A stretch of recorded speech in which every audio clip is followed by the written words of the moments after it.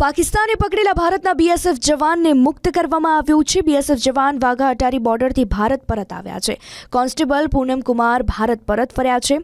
વાઘા અટારી border પરથી તેમને પરત મોકલવામાં આવ્યા છે। 20 દિવસ બાદ આ જવાન પોતાના વતન પરત ફર્યા છે, ત્યારે પરિવારમાં પણ એક હર્ષની લાગણી ફેલાઈ છે।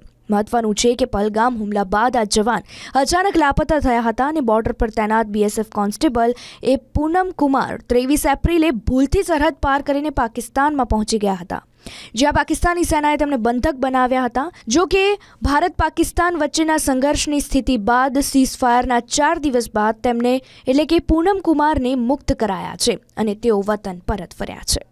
10-9 बजे हम घड़ी नहीं देखा। हाँ, खबर मिला, ये बेरा मिला। अब ऐसे कोई बगल लगल से बोला कल कि पूनम माने हिंदुस्तान में से पाकिस्तान से हिंदुस्तान में आ गया है 7:30 बजे।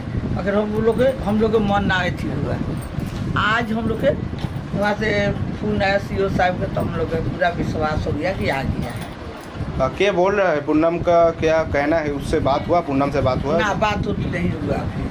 बोला है लोग कि थोड़ा देरी के बाद बात कराएगा।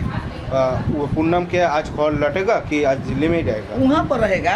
अच्छा, जहाँ पर ड्यूटी देता रहा तहाँ पर आ गया है, तो वहाँ पर रहेगा।